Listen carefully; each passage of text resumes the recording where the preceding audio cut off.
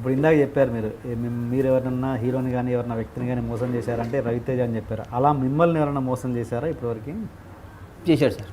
ఎవరు? ఒక hero manager చేశాడు. ఓకే, ఎట్లా అండి?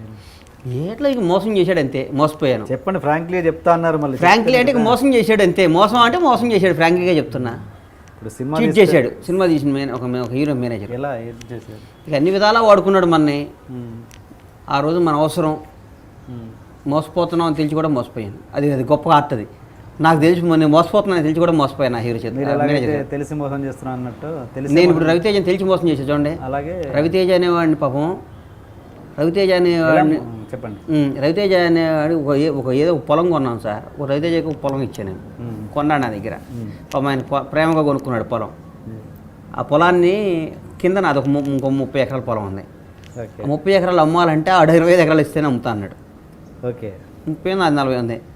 అప్పుడు రవితేజ దగ్గర పోయి అబద్ధం చెప్పాను, నీదేదో గవర్నమెంట్ వాళ్ళు అక్విజిషన్ చేస్తున్నారు అమ్మేద్దామని. నమ్మాడు పాపం, నమ్మి ఇచ్చాడు. చాలా బాధపడ్డారు పాపం. వీడు చాలా మంచివాడే, రవితేజ సినిమా తీసి 5 కోట్ల డబ్బులు మిగిలినాయి మనకి, అయినా మోసం చేస్తున్నానే అని ఫీల్ అయ్యా. కానీ ఏదో ఒక రోజు ఆ రుణం తీర్చేసుకుంటారు రవితేజది. ఇదేనా మీరు చేసిన మోసం? అది మోసమే కదా సార్. అది మోసం కాదు. అది ఏంటి ఆయన రియాక్షన్ ఏంటి దానికి చెప్పంగానే? ఆయనకి ఈ తర్వాత తెలుసు అన్న నేను మోసం చేశాను నిన్ను అని చెప్పా. సారీ చెప్పా. గొప్పవాడు కాబట్టి నాకు తెలుసురా అన్నాడు అంతే. నన్ను ఎరా అంటాడు, నాకు తెలుసురా అన్నాడు. ఓకే, మొత్తానికి ఏంటి మోసం అని చెప్పన్నారు, చెప్పేశారు. చెప్పాలంటే రవితేజ పాపం నిజాయితీ పడు కదా సార్. ఆయనతో ఉన్న మీకు రిలేషన్ ఏంటి? ఆయన క్యారెక్టర్ గురించి మీ రిలేషన్ చెప్పండి. అంటే కష్టపడి పైకి వచ్చిన 100% చిరంజీవి తర్వాత 100% ఈ రోజుకి కూడా డబ్బు విలువ తెలుసు నాకు. డబ్బుని ఇష్టపడేవాళ్ళు అంటే నాకు మోజు సార్ బాగా. డబ్బుని రెస్పెక్ట్ ఇచ్చేవాళ్ళు అంటే ఒక ఫ్యామిలీ, ఒక భార్య, ఒక పిల్లలు, ఒక అమ్మ, ఒక నాయన, వీళ్ళందరూ ఇట్లా ప్రేమగా చూసేవాళ్ళు అంటే నాకు ఇష్టం బాగా. అట్లా ఇండస్ట్రీలో చాలా తక్కువ మంది ఉండేది. ఒక ఫ్యామిలీ అంటే ఒక రవితేజ కదా విపరీతంగా ఉంటాయి. వాళ్ళ అమ్మ నాన్నని, వాళ్ళ ఫ్యామిలీని బాగా చూస్తాడు. మేము ఆర్భాటాలు పోం సార్. మేము ఇన్ని చేసినా మేము ఆర్భాటాలు పోయి మా ఫ్యామిలీని బయటకు తీసి అట్లా చెయ్యం. మా స్టైల్ అది, బేసిక్గా మా స్టైల్ అది. మేము ఎక్కడికి మా ఫ్యామిలీతో మేము బయటికి రాం. ఓకే, మా పక్క పల్లెటూరు కల్చర్ మాది. ఇంకా అంటే అలా వెళ్ళే వాళ్ళు తప్పనా మీ ఉద్దేశం? తప్పని నేను అన్ను, మాకు అలవాటు రాలా ఇంకా. ఓకే, నేను తప్పని నేను ఎందుకంటా సార్, మేము అంత పెరగలేదు అనుకుంటా నేను. ఓకే, మాది ఇంకా అంత స్థాయి కాదేమో అని ఫీల్ అవుతాను నేను. నేను ఒకటి తప్పు ఒప్పులు చెప్తాను నేనే ఉంటాను సార్. బండ్ల గణేష్ మా వాళ్ళు అడిగితే అది రవితేజ వే ఆఫ్ లివింగ్. అదే భద్రత. రవితేజ ఏ స్కూటర్ మీద మోటార్ సైకిల్ మీద తిరిగే రవితేజ దగ్గర నుంచి ఇలా బెంచ్ కార్లో తిరిగే రవితేజ దాకా, ఇలా 100 కోట్లకు అధిపతి అయిన రవితేజ దాకా నాకు తెలుసు. ఇద్దరం కలిసి ఒక మెస్లో భోజనం చేసిన రవితేజ దగ్గర నుంచి తెలుసు. ఒక మంచి ఇన్సిడెంట్ని షేర్ చేసుకోండి మీ ఇద్దరు.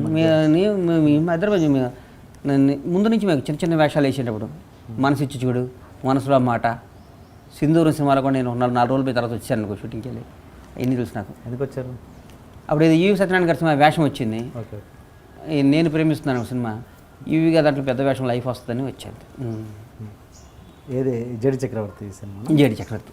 నేను వచ్చేస్తాను, నేను ప్రేమిస్తున్నాను. Okay okay okay. ఏం చెప్పండి, ఇన్సిడెంట్ చెప్పండి. రవితేజ గారు మీ మధ్య నాకు మంచి ఇన్సిడెంట్ చెప్పండి. గుర్తు ఎలా ఉన్నాయి సార్ నాకు? ఒక్కటి చెప్పండి. రవి అన్న 10 రూపాయలు జాగ్రత్తగా పెట్టుకునేవాడు. ఇన్సిడెంట్ 10 చాలా బ్రదర్స్లా కలిసి తిరిగేవాళ్ళం కదా, కొంచెం బాగుండేవాళ్ళం. నాకు పాపం ఎల్లంగానే పవన్ కళ్యాణ్ గారు ఈ ప్రొడ్యూసర్ చేసినాక అప్పుడు ప్రజారాజ్యం ఎలక్షన్స్ వస్తే రవితేజ గ్యాప్ ఉంది పోయి నేను ఎలకంగాలి ఇమ్మీడియట్గా 2-3 సినిమాలు పక్కన పెట్టి నాకు సినిమా ఇచ్చాడు. ఆ సినిమా జస్ట్ యావరేజ్ అయినా నాకు 5 కోట్లు మిగిలినాయి. 110 రోజులు సినిమా రిలీజ్ చేశా. ఆంజనేయులు పాపం డైరెక్టర్ కానీ కిక్ అనిపించింది. అది అమ్మ సినిమా అంటే తీసి అనిపించింది నాకు.